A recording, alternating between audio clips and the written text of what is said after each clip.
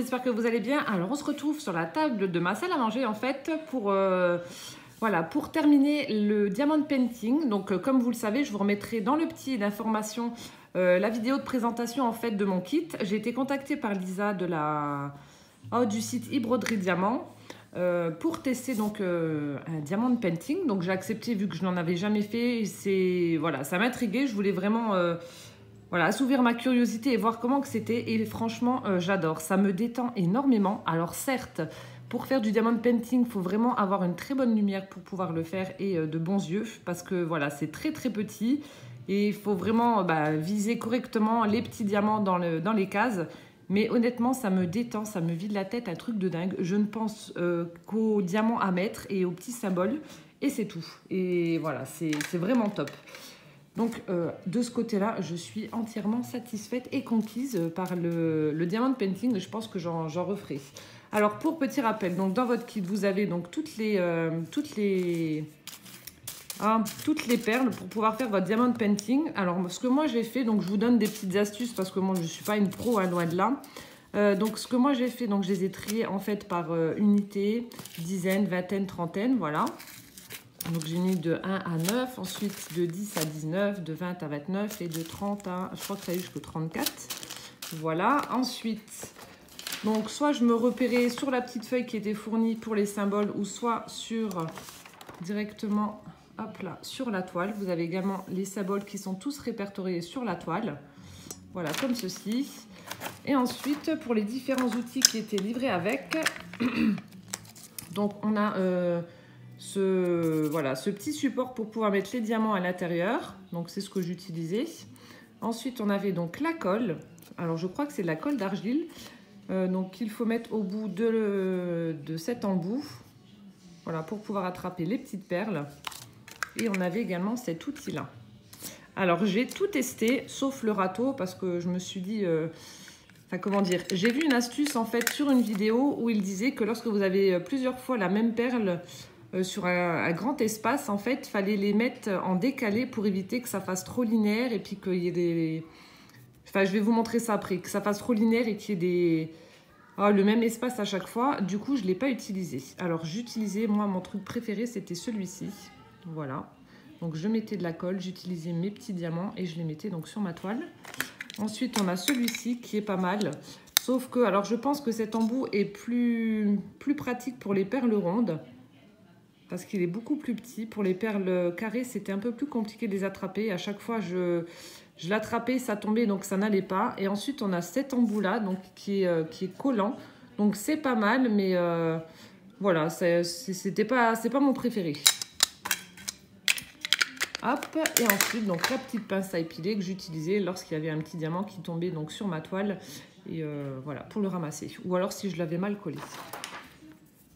Hop là, donc je vais vous montrer comment je procède sur une petite partie. Donc je vais vous prendre, donc comme je vous disais, vous avez les différents symboles avec les numéros qui sont donc affichés sur le côté de votre diamond painting. Donc pour rappel, j'ai pris ce petit ourson qui tient une marguerite géante. Donc là, je ne vous montre pas pour l'instant le résultat. Donc j'ai vraiment bien avancé, voilà, comme vous pouvez le voir. Donc il me reste une petite partie à faire. Donc, je vous la montre. Je vais la décoller de toute façon parce que je vais la terminer juste là. Voilà, il me reste cette petite partie-là à terminer. Et donc la fleur que je vous mettrai donc en accéléré. Donc c'est ce que je vous disais tout à l'heure. Donc j'ai vu sur des vidéos de diamond painting que lorsque vous avez de grosses parties comme ça, avec à chaque fois le même symbole, donc ici en l'occurrence c'est l'espèce de petits symboles comme Nike là, voilà, qui correspond au diamant, au diamant blanc, donc le numéro 34. Voilà, donc il nous conseille en fait d'en mettre à chaque fois donc 1 sur 2, voilà. Et ensuite de décaler en dessous et combler ensuite voilà, les trous manquants. Donc là, il y en a qui sont l'un à côté de l'autre, c'est parce qu'il y a différents, comme ici, vous avez différentes teintes. Donc c'est pas flagrant, mais il y en a différentes. Donc cette petite partie-là, donc ce sera vraiment la partie finale que je vous mettrai en accéléré. Hop. Et donc là, je vous montre rapidement. Voilà, donc on va prendre, alors attendez, un exemple. On va prendre ce petit symbole-là. Donc on va prendre le petit carré avec un triangle sur le côté. Voilà, donc je me réfère hop, à mon guide qui se trouve donc sur le diamond painting directement. Je suis en train de le chercher, ce symbole-là. Voilà, il est juste ici. Donc ça correspond au numéro donc 25 996. Hop. Donc je cherche dans ma boîte le numéro 25. Donc comme je vous ai dit, je les ai triés par vingtaine. Donc voilà. Donc il est ici, 25 996. Je prends mon sachet. Alors là aussi, j'utilise en fait la tablette lumineuse que j'avais donc achetée chez Action avec 3 niveaux, enfin 3 intensités de lumière. Voilà, et on voit beaucoup mieux les symboles et ça fait beaucoup moins mal aux yeux. Regardez donc là, hop, je vous montre la différence. Donc là, vous avez la lumière. Oh bah alors. Donc là, vous ne l'avez plus. Et la troisième intensité, vous voyez. Donc ça fatigue beaucoup moins les yeux et c'est beaucoup plus pratique bon, pour retrouver les symboles et puis faire donc son diamond painting. Voilà. Donc du coup, voilà, j'ai les perles. Donc je vais vous poser juste là. Hop, on va se baisser. Alors, je suis désolée, je vous fais bouger. Voilà. Alors donc ce que je faisais, je prenais donc mon petit récipient, ma petite coupelle. Donc j'ouvre le sachet. Donc je sais qu'il y a des boîtes exprès qui existent pour ces petits diamants, mais bon, moi je les mets là. Voilà, donc vous en mettez un petit peu, ne remplissez pas à ras-bord parce qu'il faut pouvoir les attraper. Donc ce que je fais, je secoue en fait au niveau de la petite coupelle pour qu'il y ait le maximum de petits diamants qui soient donc à l'endroit. Voilà, ensuite donc j'attrape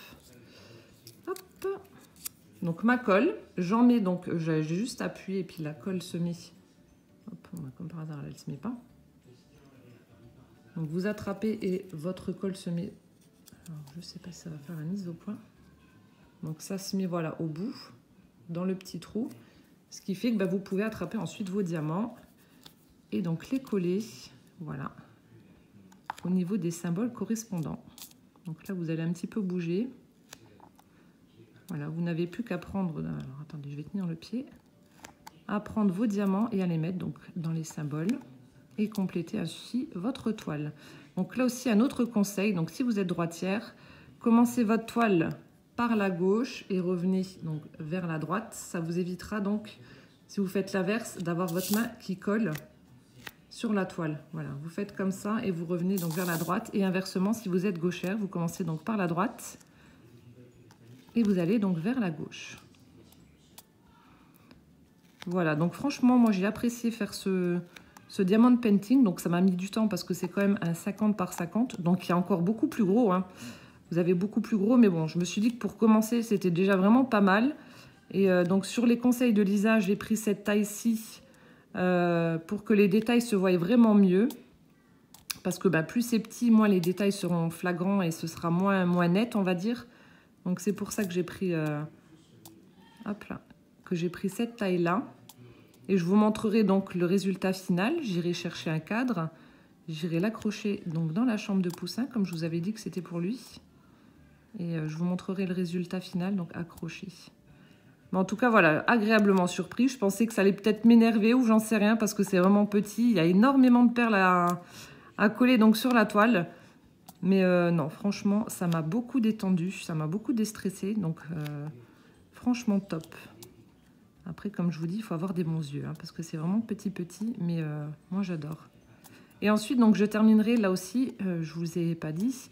Donc, une fois que ce sera terminé, je mettrai donc du vernicole sur ma toile pour que les petites perles restent en place et ne se sauvent pas.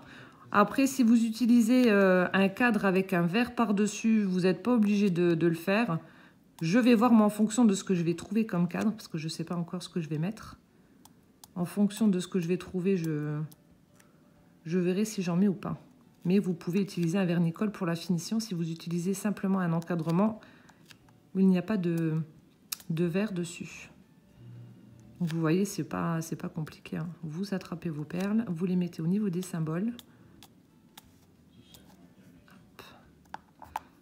Et puis voilà. Bon, quant à la qualité des diamants, je n'ai pas eu de soucis. Je me suis retrouvée des fois avec, mais bon, c'est très rare, avec une petite perle ronde ou cassée dans les paquets, mais bon, ça arrivait franchement, allez, même pas une dizaine de fois sur tout ça. J'ai beaucoup de rabes, beaucoup de rabes. Et je crois que les perles correspondent et on peut les utiliser donc pour d'autres diamants de painting. Donc voilà. Hop. Je vais vous zoomer, comme ça vous allez voir un petit peu mieux. Je vais encore continuer 2 petites minutes, puis après je couperai. Je mettrai la partie de la fleur en accéléré de la pétale qui sera le final. Et je vous montrerai donc, une fois que tout ça sera terminé, comment c'est trop mignon. Franchement, j'adore, je fonds. Ce petit tour, c'est trop chou.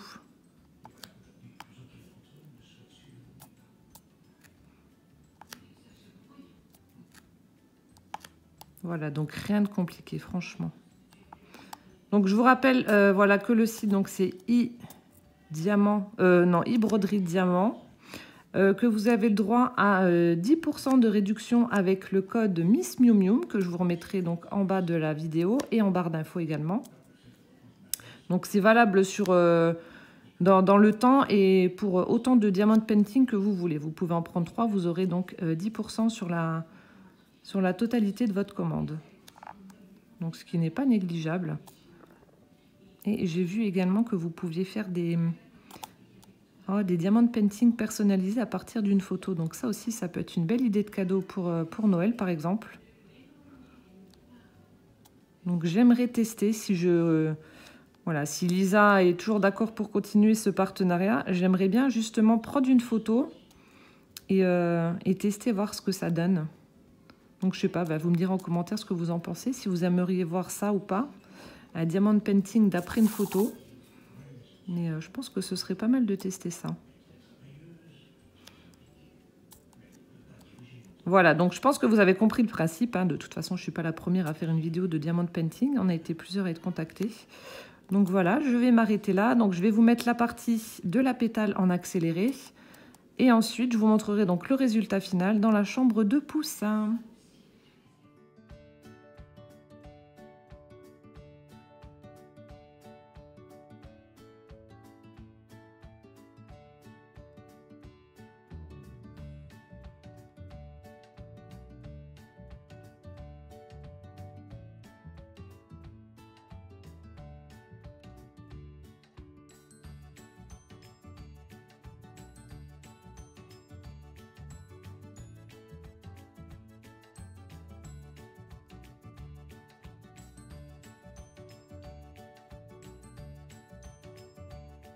Alors voilà, on se retrouve dans la chambre de poussin, je vous la montre un petit peu. Donc c'était le sujet de notre extension l'année dernière. Alors, on a bien travaillé, il a une très jolie chambre, des petits lamas. Donc ça c'est le lit cabane que mon mari lui a construit. Donc à ma demande, il est bassiné pour qu'il lui fasse un lit cabane parce que voilà, en magasin ça coûte une blinde. Le petit tipi avec sa vache. Une jolie vue sur la campagne, regardez-moi ça, si on n'est pas bien ouvert.